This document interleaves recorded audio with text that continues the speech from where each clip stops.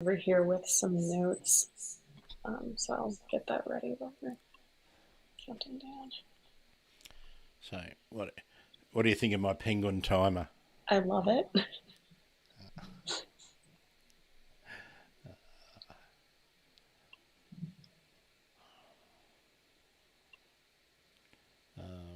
Was it the Kerguelen Islands? That one was. Beautiful. I love the foot color, just that bright orange versus the fleshy pink. Yeah, there's the fleshy pink down here, a daily penguin, and the Gentoo with the orange feet. So, all right, coming into 13 seconds, 10.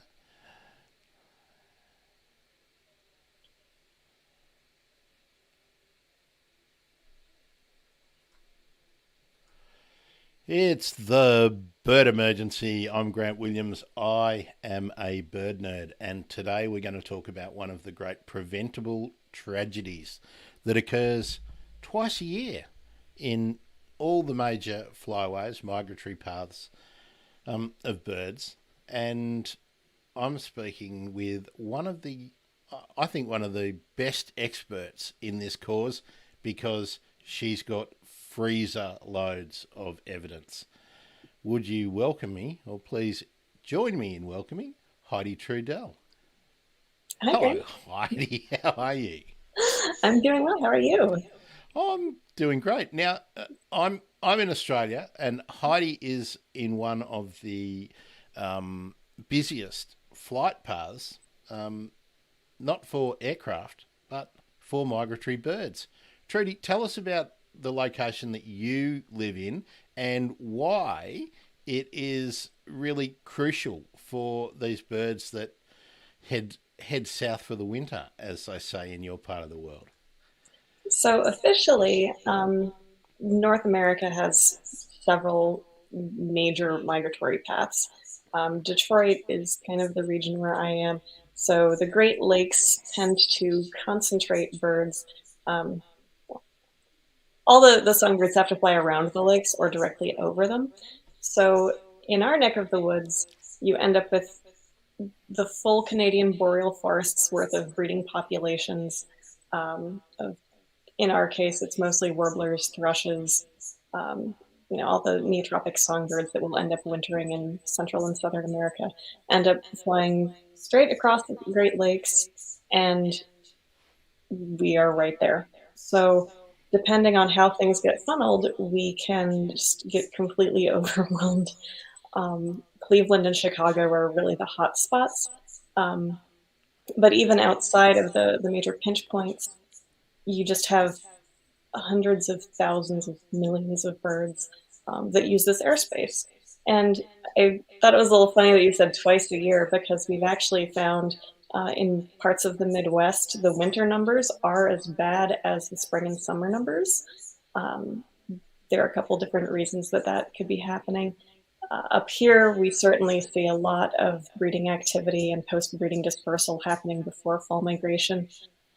So really, it's the year-round situation that is most emphasized in spring and fall because you cannot avoid it in fall just due to the overwhelming numbers of birds. So, I said it was one of the great preventable tragedies Mhm. that we're going to be talking about. But before we do, let's introduce your nickname that you told me about when we first met, which was way back pre-pandemic in the Bird Emergency podcast. Heidi, are you still known as the Dead Bird Girl, and why did that name get attributed to you? Oh gosh. I mean, I've had that nickname since like 2003. And part of that was just because I was on a very small college campus. And when you have, and I think we had 550 students, um, so word gets out pretty fast that someone is documenting dead birds. And if you see or hear of a bird strike, I actually had my phone extension plastered pretty much next to most of the doors on campus of any of the major buildings. Um, Because it's a little weird, walking into the library, there's a little note stuck next to the door that says if you see a dead bird here or an injured bird, call Heidi extension blah blah blah. And that's a pretty quick way to get noticed by the campus. Now, Uh, now you weren't doing a marketing course though, were you? I Be, wish I had known about effective marketing back then. Yeah, because you should have made stickers, and they should have just been dead bird question mark exclamation mark dead bird girl 24 hours on call. Uh, I want to say there was a school in Colorado that actually had a really beautiful flyer. It was an upside down black and white little photo of a junco that just said "dead bird?" question mark and a phone number. So yeah, it worked for them. Okay, well we haven't really explained what the preventable tragedy is. Now Yes. there's, as you said, hundreds of thousands of birds traversing broadly north and south, but with some roundabout detours having to happen to get around obstacles. But the birds are pretty good at avoiding natural obstacles. But what is it that happens, and why did you start collecting the birds? So officially, birds hit windows because glass is invisible to them. It's either transparent or it's reflective.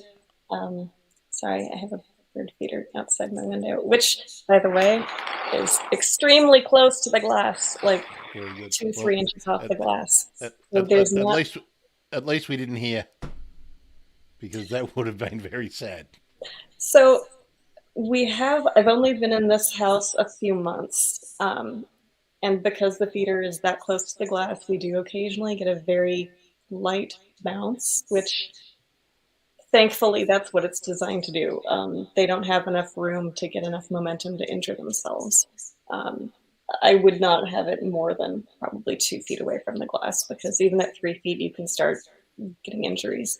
Um, but yeah, basically, birds physiologically cannot survive hard impacts. I mean, football players, even with helmets, end up with really massive concussions. Um, this is not something that birds can just walk off. They are incredibly vulnerable, even if they survive, to being scavenged or succumbing to internal injuries that over time, like internal swelling. It's just a really terrible situation for them. And it's estimated that about 1 billion birds a year in North America die just from hitting windows. So that number is extraordinary. 1 billion birds a year in North America alone are dying from bird strike, and when you couple that with the the deaths attributed to changing climate, water drying up, food resources shifting in the period of time they're available for the birds, and mucking up the migration patterns anyway, and light pollution. That's a whole nother thing. But what are the major problems for the birds in terms of man built structures? Are they hitting? Is it? I mean, the mind turns to skyscrapers. Big glass buildings. Are they the major culprits, or is anything with a reflective surface or a transparent, seemingly transparent visual aspect a problem for the birds? I mean, who's to blame? I'm really glad you're asking that question specifically because there is this big assumption that skyscrapers are the problem because they get so much media coverage. Um, was it 2019, 2020? One of the last years, they all blend together. There was a bank in Galveston, Texas, that killed almost 400 birds in one night.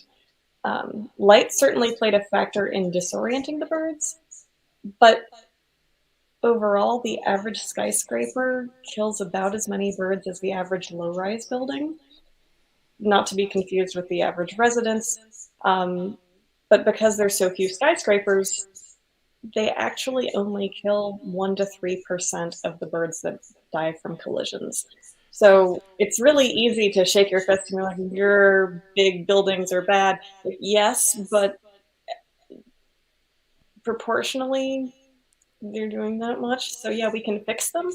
But if we can address all of the others while we're at it, we'll have a much larger impact. So if I heard you right there, you're saying that say a low rise building. So let's talk. Maybe an example would be maybe a 6-story apartment building or a 3-story showroom and maybe offices are equally as dangerous for a migrating bunting as the Empire State Building, to throw in an iconic example. And in some cases, they can be worse. So my specialty is um, low rises. So college campuses, libraries, offices, um, usually college campuses, because those are the generally accessible locations that often have a lot of glass, a lot of habitat, and a lot of interest in addressing the issues. But for example, my local courthouse in Ypsilanti, Michigan, it's only 2 stories, but it is extremely highly reflective glass, uh, and it reflects these mature trees in a parking lot. So it probably kills about 80 birds a year. We can't actually survey around the entire building because it is a courthouse. So access is restricted, and part of the building is kind of blocked off by maintenance areas. But you would never think that a 2 story building in the middle of downtown of a relatively smallish, oldish town would be that bad. But there you go. Um, that building, if if we fixed that one and the two other super bad buildings in my county, would measurably reduce the entire county's impact on bird populations, which is kind of terrifying. Okay, well, you brought up those two other buildings. You don't Mhm. need to name them, but if you put those three buildings together, what is your estimate for the annual toll of bird losses just from those three buildings? So the numbers that I've run on them are really only based on what I have surveyed. I don't know that I could accurately calculate what I can't cover, just because habitat's different, sizes are different. We can definitely speculate.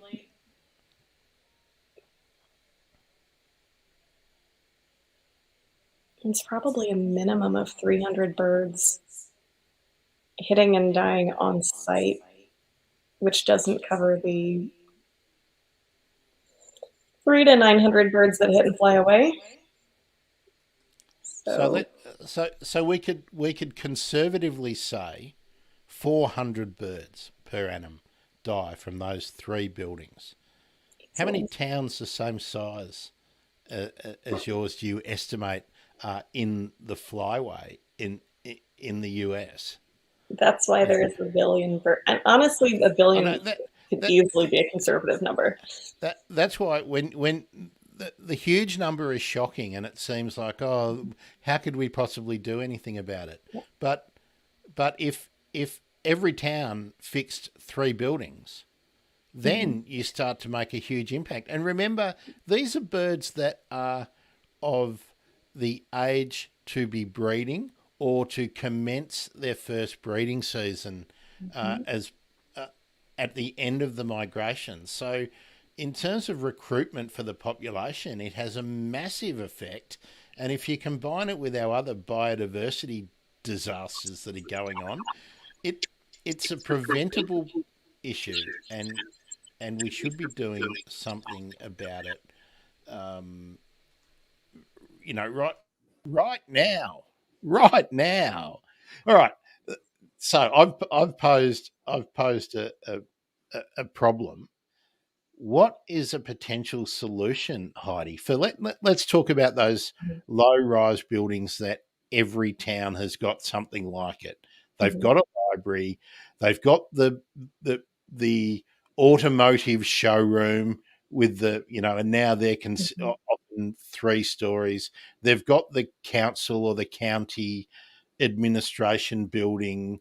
They've got the low rise school buildings. These are the kind of things that we're talking about before we even get to your your house.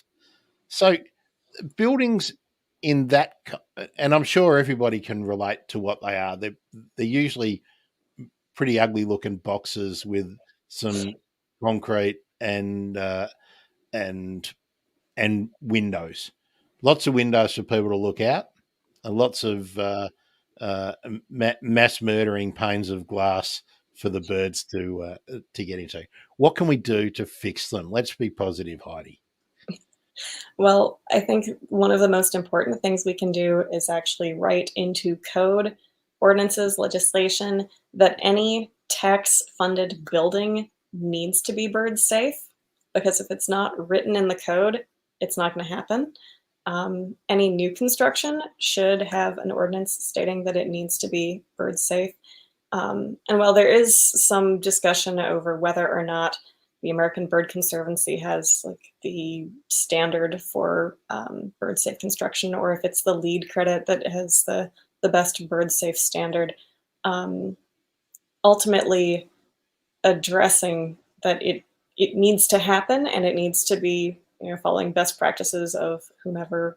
So the Canadian standards, for example, in 2019 they adopted a bird safe piece of legislation, which is beautiful. And if we could all adopt that, I would be super excited because that is something that can be referred to globally. It's not restricted to Canada. Um, but And, that does involve changing designs, products, modifying lighting. Lighting is something that's super easy that people can do year round. It's just turn off the lights at night. Modify fixtures so that they aim down. The International Dark Sky Association has some really wonderful resources in making that happen. But it's just before we lots of little steps. before I chase up with you, what are the actual practical things that people can do? The code and the adoption by Canada is a wonderful thing. It's a first step, but because the birds, when they're migrating, they might start in Canada and that's where they finish on the other leg. But unless the US, Central American countries, Mexico, and South American countries also adopt similar codes, it's it's useless, really. It's like being able to cross a freeway and it's safe to cross the middle lane. Mhm, That mhm. they've put mitigation strategies in place so that pedestrians don't get killed in the middle lane. But you've got to That's an get excellent analogy. you know. I'm gonna steal Um, it. well, feel free. I like being clever once in a blue moon, there, Heidi. But without being too much of a smart ass about it, what what are the practical measures that are included in that code in Canada and that could easily be done to make buildings safer up and down the flyway? What does it include? We know glass is a problem. We know that pointing lights down will make an impact, but what can people do when they are building a new building or perhaps renovating an existing building to make the property that they own or that they rent out and are responsible for less of a scary horror movie death trap? So one of the easiest things is just external window screens. They're not necessarily 100% bird proof, but they will absolutely reduce strikes and reduce the odds of injury when a bird does hit. Um, Window screens, your neighborhood association is not going to complain about them. Visually, everyone is used to them. It's not something that's going to concern the neighbors. That being said, if you do want to excite the neighbors, you can certainly um, you can apply all kinds of reflective. Um, there are shiny ribbon type products that installed every 3-ish inches across glass. Um, it's, it's the visual presence that counts. I specify that because there are products that use fishing line to create that vertical uh, grid across glass. The problem with fishing line is Yeah, if it's don't in kill them from the bird strike. Just cut their heads off or damage the wings beyond repair. What a well, good idea. it's it's weird because if the sun is shining on the fishing line, you get that little glint of light the way you see spider webs.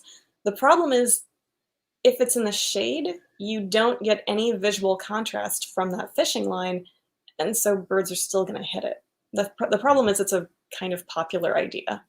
So using paracord, you can use a ton of different products. Acopian bird savers are the original paracord option to hang in front of windows. But everything has to be on the outside surface of the glass. Um, I This is going to be kind of weird. I apologize, but um, I ended up using just a chalk marker and Ah, I see. You've written yeah, scientific formulas on your window. kind of. Fantastic. It's a plant Or, inventory of my yard. or, or Heidi, are they secret messages to the aliens so that they can So so that they can see them before they come and kidnap yes. you? So my next thing is going to be erasing the plant inventory and just writing the species list that we've we've had in the yard.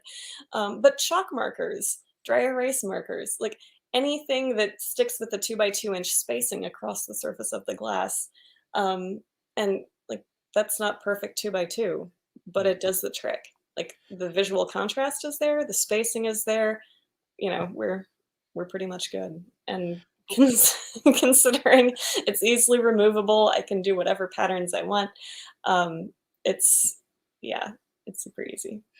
Uh, what about those things like etchings, Mhm. etched glass, and Yeah. transfers? The stickers that can be put on the windows. How effective are things like that?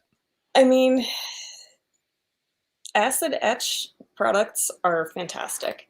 Um, as long as the spacing is right and the acid etch is on the outside surface of the glass, um, Walker tends to be, at least in North America, the company that's known for their acid etch and bird safe patterns. Stickers, I can't get excited about them because you need so many, so densely spaced that it just gets really expensive and nobody ever installs them close enough to be effective. Then it may as well be a wall, right? Or Well, or an awning outside. yeah, yeah. Solar shades are actually a kind of handy option for that too. You cut down your glare, you get privacy. It's kind of expensive, and it's certainly a long-term solution, but it's definitely effective. Um, And they're also an investment, I would say, an mhm, improvement to your property. mhm. So it's not dead money that you are Yeah. just doing because the government told me I've got to be a greenie. Mhm. Yeah, it saves on your electric bill for sure.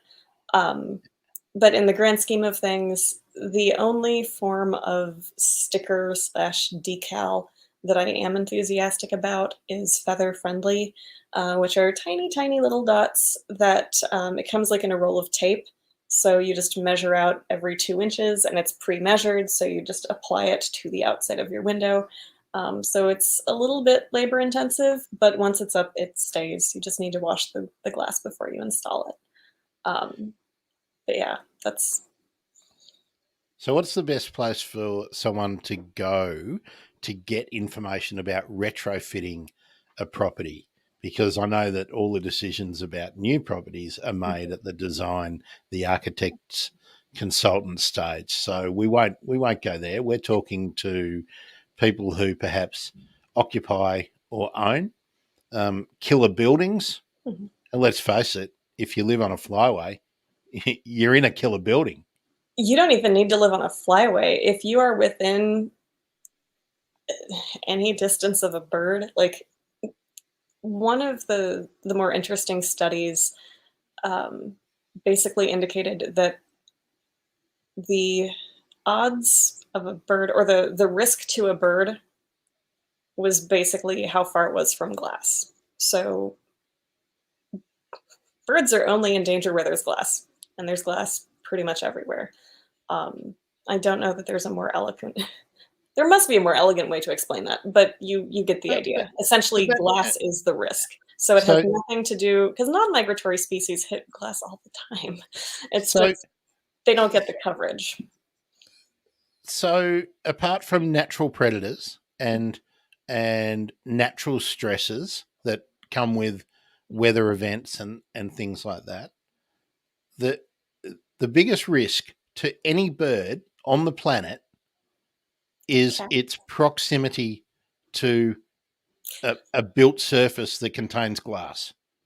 cats, and then glass. But yeah, Um, cats are technically twice as bad as glass. But yeah, okay, so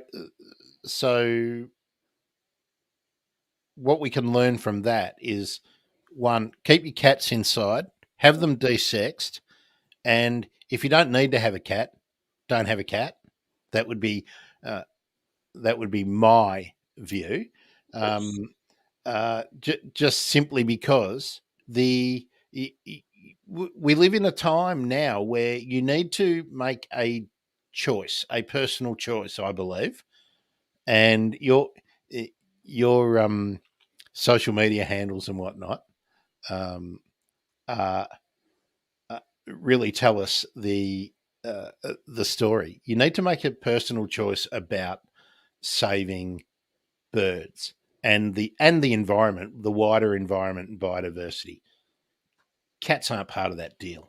I'm sorry to say, I mean, but if you really need the companionship, awesome. Just make sure that your indoor enrichment is adequate. well, that's it. If Leaf you're going to have a screening, cat, it's patios, got to, go for if you're going to have a cat, you have to be able to separate it it. from birds and rodents and Mhm. native lizards and frogs and all the things that cats take massive toll of. So if you can't afford to build an aviary, this is my view.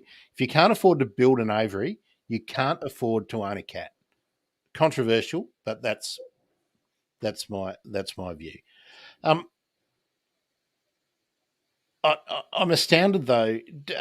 Are people taking the risk of glass seriously? I mean, you've been involved in policy development and working in groups um, to lobby for change. Simply put, let's see, when did we speak in 2019 or 2020? I I think. think it was early pandemic. I want to say Yeah, it I think it was was early early 2020. 2020. Mhm. So in in in that time, um, no, actually, let's take it back. When did you start doing sort of policy advisory consulting work? Um, I mean, officially, Oh, well, from from a community point of view as well. When you were, oh, going I to I haven't local. stopped since 2003.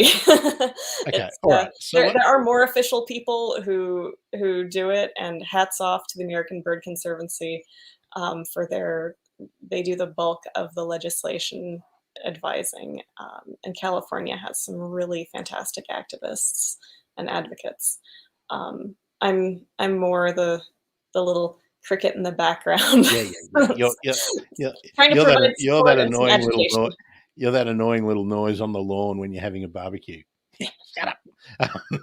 But with again, without being too facetious, let's say from sort of 2015, a couple of years before the pandemic, people in the offices in the county buildings, and in Canada it's going to be provinces, in Australia it's local governments. Do you think that those people are now receptive uh, to the changes that need to be made, and do they actually understand the scope of the carnage? So I wish I had a better answer, but I think really the answer is no. Um, Things, however, are getting passed in terms of like New York just passed some legislation, and really, it doesn't even need to be taken seriously. It doesn't even need to be understood as long as we can get things on the books that people will have to pay attention to. And that sounds kind of counterintuitive because, like, we want people to understand the problem, yes. Um, but people aren't even going to try to understand the problem until, like, oh no, they have to suddenly design to this code. How do they do that? And what are the ramifications if they don't? So I want to say it's Toronto has some legislation. Basically, if the building is not to code, you don't get to move in. So if they did 5 by 5 inch or 6 by 6 inch spacing on their their deterrent dots, they don't get to move into the building. So that's a pretty hefty. um, what is the word that I'm? There's a word for that. It's a penalty. It's a Yeah. and I was just thinking too. Everyone says, "Oh, you don't want to force people to do things." Mhm. We are very constructive in Mhm. doing positive things. All, all the governments would need to do would be to give some sort of a rebate to the lending institutions Mhm. who fund these projects to the value of the mitigating works, so that if you would get a discount in the cost of your finance to build something if it was safe, and the government could do a rebate on profits or something like that, so that You, effectively nobody pays up front for the work, for the cost of saving the birds, but nobody want well it's got no hope of ever getting through in the US, I wouldn't have thought, but I one, could have thought that the rest of the world might look at things like that. I think just before you go on, I just wanted to inject another piece of opinion from here. I don't reckon anyone in Australia really thinks about it. It's never in the media, this issue, um, and I could see. I mean, our government said that having electric vehicles was going to ruin the weekend. So I can't see anyone going, "What? My fishing shack kills birds?" You know, oh, no greenie's going to tell me what to do with my windows. I mean, is that still a prevalent attitude in your part of the world? yeah. And unfortunately, even where organizations have their heart in the right place, um, because they factor in the bird safe glass at the end of the design process, it ends up being more expensive than it would have been had they considered it at the beginning of the design phase. Um, but there are ways to incentivize this. So, for example, let's pick a fairly crowded community. San Francisco is the first thing that comes to mind, but like I don't know that they'll be randomly popping. But they already have some legislation that's interesting, so that's not a great example. Yeah, But if you probably want to be talking about something like Arkansas or well, Florida or something which if you take are deeply conservative states rather than a progressive state. if you take any urban area that has highly desirable land, um, that space is directly equal to dollar signs. So let's say the code says you can only build a 5 story building here. Um, they want to maximize their square footage, so they build their 5 story building. Because why would they build 4 stories when that they can rent out that space for a high premium? Um, And if and why would they not build to the boundary? Yeah, I mean, that's the same thing. so the question is like, well, if you build to this environmental standard, this lead code, this bird safe code, we'll give you 6 stories. Like, that's a lot of money. Absolutely. And why are there not um, awards to and things to encourage people to do the right thing, like even orienting the building? I mean, when we talk about the design stage, the way the building is oriented makes a difference in. No, it doesn't. Yeah. Oh, all right. Let's talk about that, because that's one of the great fallacies. Mhm. Maybe that's a greenwashing strategy too. Is it that I, I've been labouring under the misapprehension that uh, that you could orient your building a certain way to reduce the risks of the reflections. Nope. Oh, Nope. And that is because the general assumption is that birds move north to south. Cool. The question is, when you're on a road trip from point A to point B, when you get off the highway to eat, do you stay going the direction that you were going? uh, well, no, and so what you're saying is the general direction is accurate, but the Mhm. specifics of each location is determined by what other geographical Yep. um, features are there, and the built Bingo. environment. Bingo. Um, so so so what what I'm learning is, and of course, if I had have given it more than the cursory 5 years of thought about it. The decisions we make in horticulture, Mhm. the decisions we make in laying out roads, Mhm. the decisions we take in turning wetlands into parkland, and rivers and streams into canals and viaducts. All Mhm. these decisions affect the movement of birds. Yeah, Um, absolutely. Absolutely.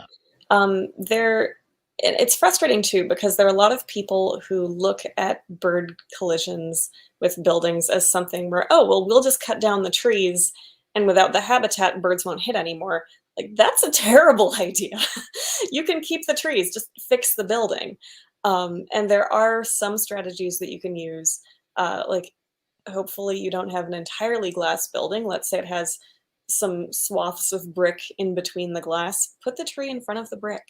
Like that right there can sometimes be just enough to lower it doesn't make the glass safe, but it will lower the inherent danger somewhat. So you definitely still want to treat the glass, but again, even treated glass is generally not 100% effective. Granted, 90% is amazing compared to piles of bodies.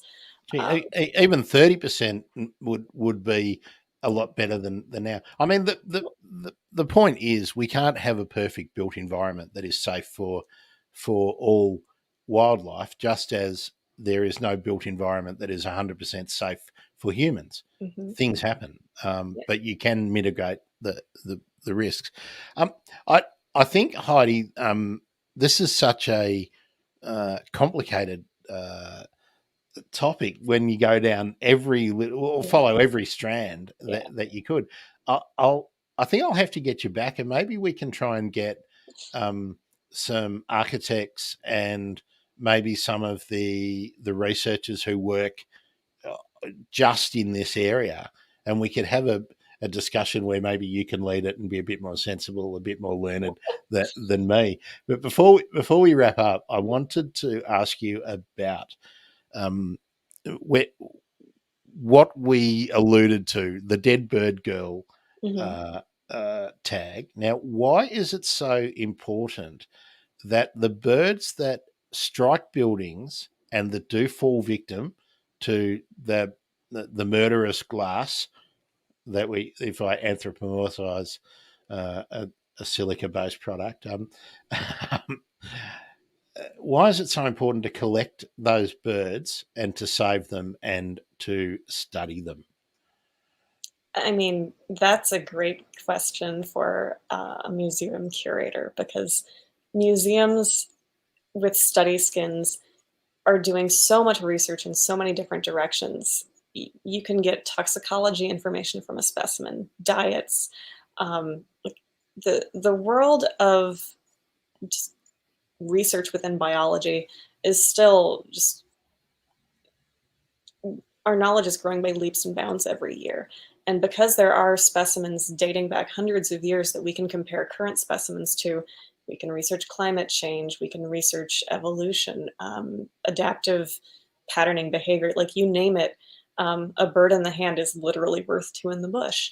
Um, you you can use isotopes to figure out where birds are spending their wintering or summering seasons. Um, it's just amazing to get that information. And while you can get some of that information from live birds via either telemetry or doing a feather pull on a live bird, that's stressful. That's not a complete picture. Um, and it is still somewhat common for specimens to actively be collected, which is a just fancy term for going out and shooting them. So why not take birds that are fresh and usually in really good condition? Why not research those um, instead of going out and shooting more? That we need all the populations that we can get out there breeding. So And we, that's my logic behind it. so the more information that we can gather on the movements of birds, the diets of birds, the locations Mhm. where they've been, because we can find out all this kind of stuff by all sorts of analysis of different tissues, obviously into gizzards and stomach contents and all kinds of stuff. So if somebody lives near one of the potentially, for example, three buildings in their town which are regularly killing birds, and that they are circling around them early in the morning, like you used to do, um, and they're collecting them. How should they treat them, and what should they do with them? Well, officially, they should probably find out if there's a local collection first, because at least in North America, picking up these birds without permits is technically not legal. So, what I did when I moved to Michigan initially was I reached out to the local university and said, "Hey, I've moved here. Just for the record, dead birds tend to find me. Can you add me to your permits?" And they said, "No, don't worry about it. You're 15 minutes away. Just bring us stuff when you find it." Now, that's kind of a weird loophole. Usually, these are not laws that are heavily enforced. However, I called them back like 2 months later and was like, "Hey, I'm gonna need to be on your permits because I just picked up 22 birds, and I don't foresee this slowing down anytime soon." So they put me on the permits. So it's one of those things where you need to make sure, because there's no point in picking up something that stays in your freezer for a few months, but there's nowhere for it to go. Take your pictures and bury it if there's not a collection nearby that can take it. Um, Granted, I used to donate specimens to a university that was a 10-hour drive away. So sometimes it does work out that you can make connections that are not necessarily local, but you want to make sure that you freeze it as soon as possible. I mean, make sure it's dead first because birds can be unconscious for up to 8 hours. So make sure it's dead. Make sure it's fresh. If it's in bad shape, don't bring it to a collection unless it's something really cool, and then maybe they can keep the bones. Um, but yeah, bag it, double bag it, freezer bag it. Make sure that you have a tag with it that covers date, location, cause of death, your name and contact information in case they have any questions. Location, location, location. Don't just write my house. Um, Coordinates are Yeah, fantastic coordinates. Yeah. because building names change, street names sometimes change. Just whatever data people might need 200 years from now if they have a question. Now you've let me start that again. If somebody was interested to do collections in their local area, do you have on uh, your site some information about the kinds of places that they could uh, reach out to? And so, is there like a how to collection guide on this website? So, actually, no, that's a good point. I probably should though. Um, like on my Facebook profile, it says don't send specimens to anyone without checking first, for permits or because I have had people call and just be like, "Can I send you dead birds?" No, no, please don't. Please All don't. right. Um, All right, I'm going to get you. I'm going to put you on the spot. Let's yeah, do something like this again when we get some experts, and in between, we'll hunt up some resources that people can just chase save up. just Save Birds, the Facebook group does have information on that. Dead Birds for Science does have information on that. Oh, look, And we do. they've magically appeared on the screen, Heidi. There you go. Yeah, it's not uncommon for people to say, "Hey, I'm in this place with a dead bird. Who can I get it to?" Or, "Hey, I moved to this area. Who can I bring things to when I find them?"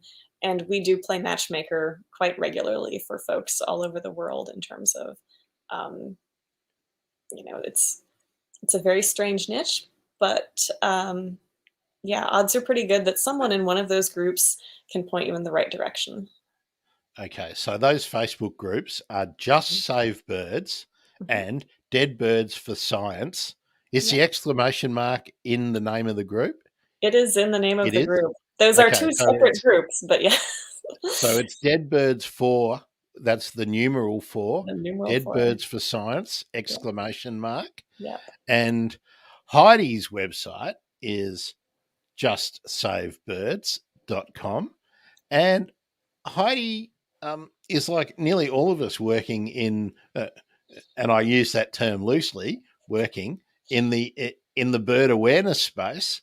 Um, you got to raise some funds to offset the costs. It's not about making any money; it's about offsetting the costs. So Yeah, you could help uh, Heidi putting some information together and driving those 10 hours to donate specimens to museums and whatnot. Patreon.com// just save birds.